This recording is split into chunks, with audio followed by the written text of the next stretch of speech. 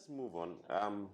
The Gambia, I remember in 2021 when 2020 after the Tokyo Olympics, when Gina and co, came and we received them at the Banjul International Airport. That is the Olympics, a rousing welcome. It was very interesting. Only 4 athletes represented the Gambia. And one of the things that you said, in Paris 2024, we want to have more representative in the Olympics. And here we are from 4 to 7. How does that feel as an institution or the government? Well, it's a proud moment for us, all of us, including you, the journalists, for your contributions and everything. And it also shows and indicates that our sports is growing from one strength to another. And that's why we keep having higher numbers in our international participation. And it's also good for our athletes because then anyone else who is in the field is encouraged that the potentials are there, and then you have the opportunity to be able to reach the level that they want. So we are glad that, yes, last time we were 4, there were 4 representing us, and this time we've added an additional number and also added some more disciplines as well. We didn't have taekwondo. This time we're having taekwondo. The last time we had 1 swimmer. This time we have 2 swimmers. And then, so the numbers keep growing, and we look forward to getting more and more people represent Gambia in this high. And of course, not just getting there, but also winning our first Olympics medal. Hopefully we'll be able to get that. Now, you agree with me that the only way we can go for a medal or try to win a medal is try to give them the necessary support. Of course, I know you guys are doing that, but at a larger scale, have more athletes, in camps, and so we have a chunk of them under the GNOC scholarship in France. What is government doing in making sure we have more athletes, get the sponsorship to compete or to train with these elite athletes at camps so that they can give us the necessary medals that we are looking for? Well, if I may give a direct answer, that probably would be more of association role, specific associations where they belong. Because really, we don't deal with these athletes directly. Neither do we hold the responsibility of putting them in some of these training institutions. Their associations are the ones that can facilitate that. And then if they need government intervention in terms of arranging logistics, we can. Or if they need funding, then we can be able to look at the possibility of funding. So we've not really gotten onto that level yet. Now, for these Olympics, our embassy in France was able to get secure support from one of the cities that was ready to host the Gambian delegation in France for a training camp for months before the Olympics. But we couldn't know who qualified and who did not. And they wanted to get a list with all the officers that are supposed to go.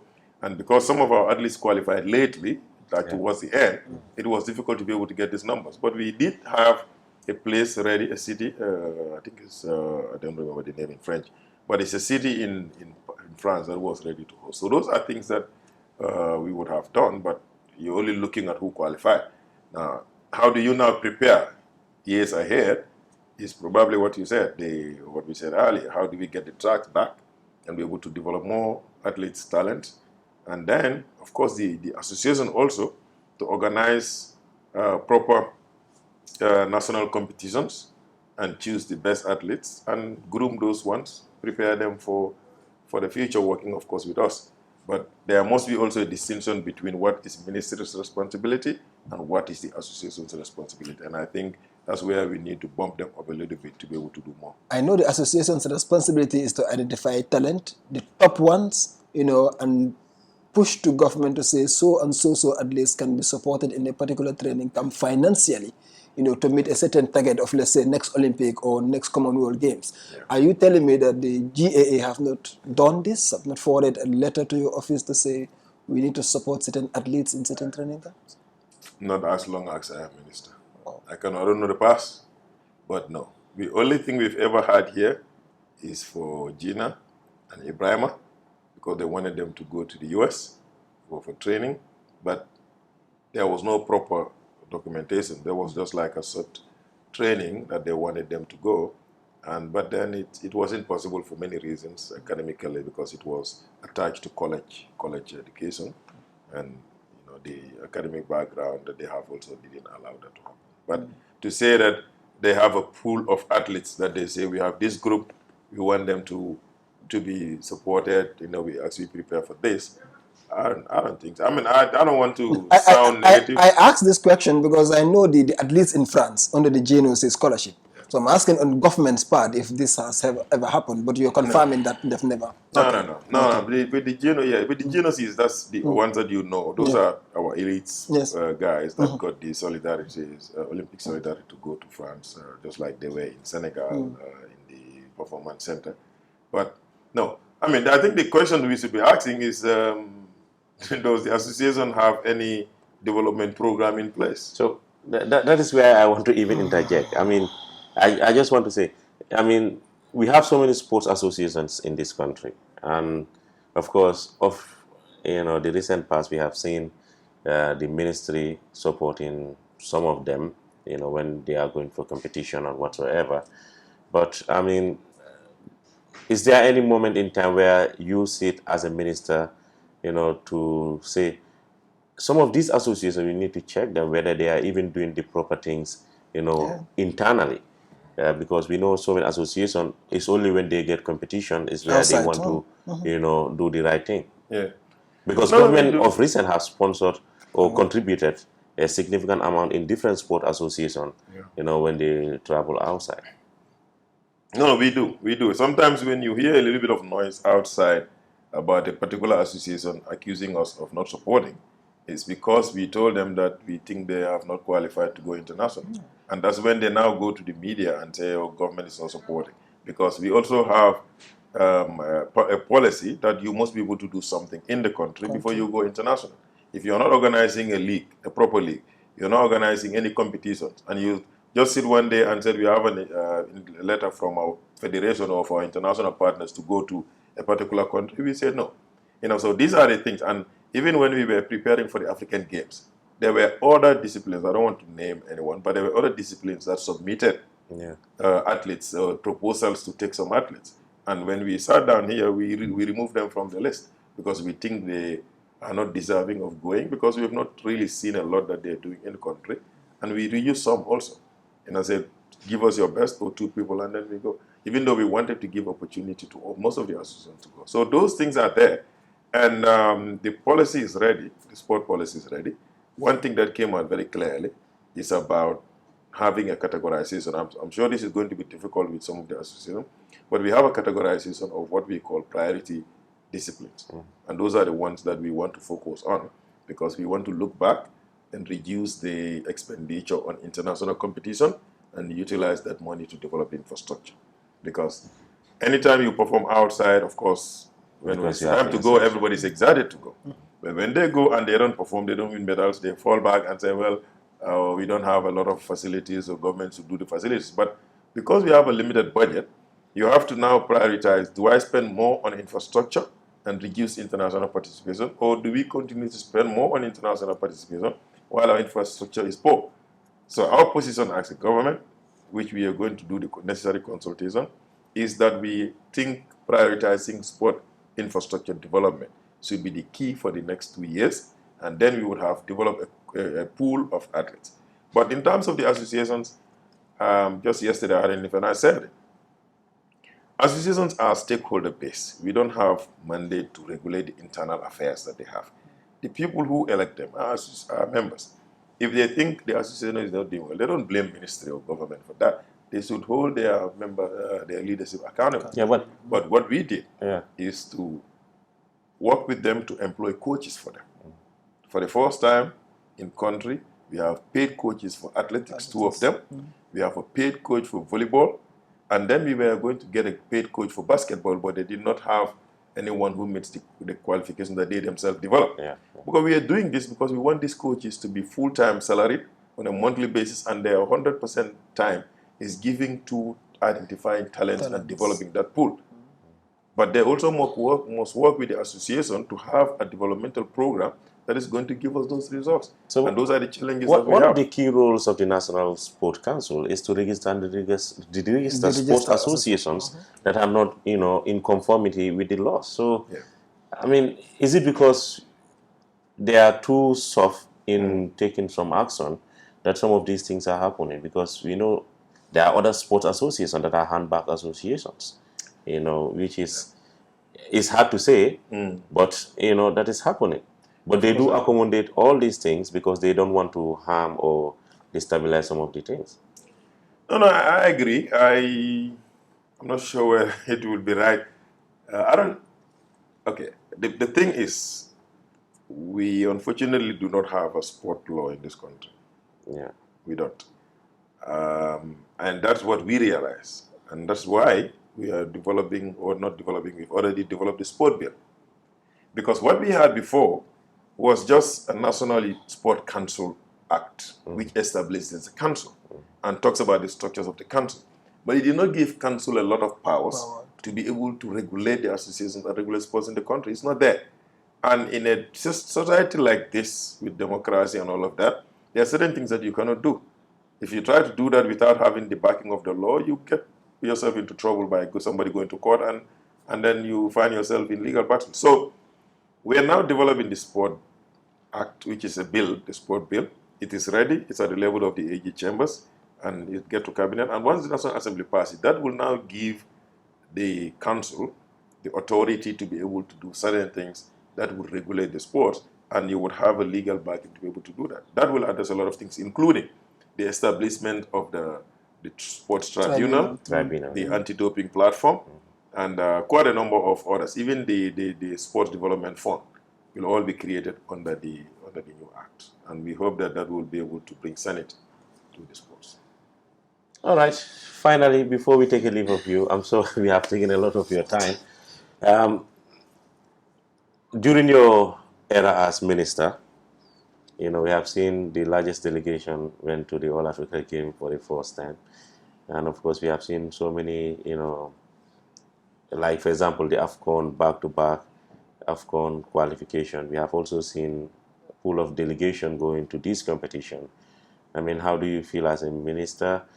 And maybe my final question is Bakary Badjie very soft, not ready to harm people when you talk about taking actions? Okay, I don't know where do I start. Let me start with the last one. No, I am not.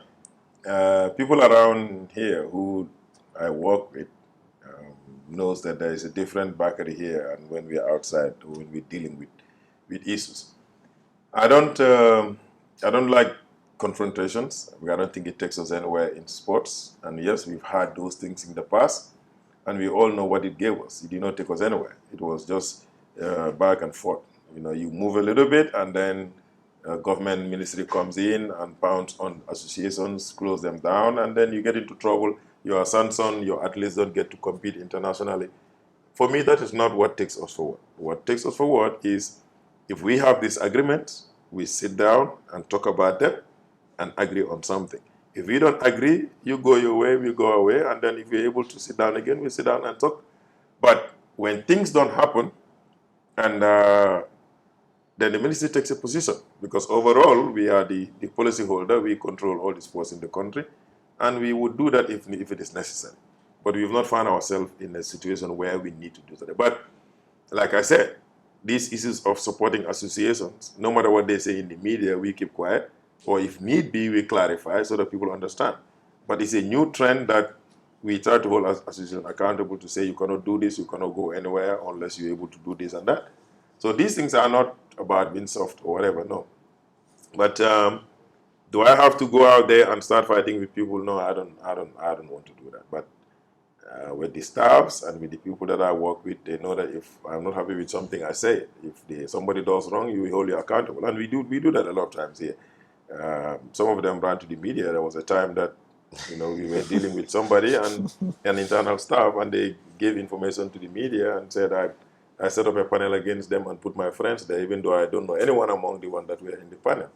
And we employed people, and they accused us of employing our people that were political, whatever. That's not it. But by the time I do something, I know it's right. And whatever I do here is for the interest of the Ministry of the Sports, and we will continue to do. How we feel about the successes we registered? Well, we say Alhamdulillah, it's blessings from God, and of course, having a government that is ready to invest in sport and having a president who is very supportive to what we are doing here as a ministry. And I do say, well, we registered these successes thanks to everyone, the stakeholders and everyone, but also thanks to the president, because he's been supportive. I mean, anybody who gets into our budget for any year, you don't see a lot of things there. There's very little money that is there. And yes, we have the levy coming up, but the levy doesn't give us a lot of money. So if you spend 200, the government gives you 200 million for AFCON, it's not from the levy or it's not from the budget. It's from other sources that are approved by the president. And the same thing with the stadium. He himself was there for the visit, and he said we didn't have this in the budget, but we have to look for other funds to do it. And those are instances that we appreciate him for that. Yeah, so we will not be surprised because he's an Arsenal fan, and his love for football. That's the only unfortunate thing, the Arsenal fan. So his love for football, definitely, that's the least he could do for us, honestly. Yeah, of course. But no, of course he knows he has a responsibility. Yes, he's an Arsenal. I don't know whether Arsenal fan is the motivation. No. I think he's motivated because he loves football, he loves sports, and he knows that he has has a responsibility also to the young people of this country, and that's what he does. So yes, we registered 2 back-to-back AFCON, and sometimes I hear people say, "Oh, the government is not doing much in sports," and I say, "Well, if anybody in this country, and you're very frank to yourself and truthful, you know that this government invested in sports more than any government in the past. That's the reality. That's true. Because what we invest in infrastructure development, what we're investing in, even what led to our first AFCON qualifiers itself, is a success. And it's not about giving a player money or whatever. It's about supporting the system that leads to the success in sports. And that's what this government has been doing in terms of getting the right investment. And like you said, the African Games is one example where a lot of disciplines were supported for the first time to go and participate in the African Games in that large number. Here we are having 6 people that are qualified for Olympics, and government is funding it. Sometimes, again, people don't see these things because maybe we try to say, even if we give an association money, we announce it because we want people to know that. Because it's accountability. We want people to know that government is doing, because people say, oh, government is doing. Because, like, for instance, the Olympics, we're funding the tickets, we're funding their allowances, we're funding their sport wares for them, the ones that are delegates, including the ministry officials that are going. So, of course, not the GNOC, but the athletes, the officials, the coaches, and others that are going. Government is paying, but we don't pay that directly. We pay through the GNOC. We give the GNOC to take care of. So these are all things that we are doing. But it's good to clarify so that the public can know. It's good to send the information out there so that the public can know this is what government is doing. No, we do that. I mean, in the past years, we were not very good in doing that, but I think we said media friends. Now you realize they were not media friends. I mean, the ministry, not you. But now I think things are coming up. Now we are improving on that a lot, and that's why when we give money, we will say we give. But the GNOC themselves made a publication about it a few days ago. Yes. Yeah, they made a press statement about it the other day, to talk about it. So that's the kind of partnership that we think is best between ministry and associations. That we are all transparent, we all know. When they have money from the international partner, they come and say, well, this is how much we have, this is our balance, and then, we provide that, and then we move on. The successes is for the Gambia and for the Gambian young people, the athletes. The transparency you're talking about will lead me to my last questions. We hired a coach recently for the national senior team. Johnathan McKinstry. How much is he paid? I know government is taking care of that. The transparency you're talking about here. How much is he paid? Why are you trying to put me in a corner? No, you're talking about transparency, and I love that. How much is No, of course, government is paying, but, our surroundings here is the people don't disclose earnings. Why? It's a practice. I mean, I'm sure you don't talk about. Johnathan is not Gambian. Where he comes from, it's normal for a coach to. Yeah, but Gambia is the only country. Gambia, we apply the Gambian culture to him. Gambia is the only country where we hide what someone is paid. Yes, so people don't talk about their. He's paid by Gambian taxpayers' money. Am I right? Yes. And why are you not disclosing the amount? Because we have a contract. Which says my amount will not be disclosed. No, we don't. No, the contract did not say He said the amount not to Gambian disclose. practice. No, But that- what I'm come- saying is, we don't really get to discuss people's earnings in public like that. But you know, That football doesn't is come to different. me. You know, football is different. Yes, but football also has some aspects that you want to keep private. Yeah, honorable. Okay. No, So- what is important is that yes, he's been paid by the government. How And- much? and- How and no, much no, is that's also what I'm very saying. important. Yes, no, but why are you so interested in how much? You need to know. You want to know. No, Do you it's- know the it's- coaches how- We how- agreed on something that is good for us. We can do it, and he is So- also ready to take it. Is he paid more than Tom Saintfeit? Well, I'm not going to get into those details. But also, is government going to take the full responsibility? Because there was a point in time when the GFF said they were the one paying Tom Saintfeit. Yeah. And of course, I remember speaking to you, last year. You said sometimes we do say you pay it, then we refund. So is it going to be a different ball game? The government will take 100% responsibility, and one of his tasks is qualify the Gambia to the 2025 AFCON. Yes. Between government and GFF, that was the practice I found here. But with Johnathan, government is taking care of it 100%. So the salary comes from here directly to his account without even getting to GFF.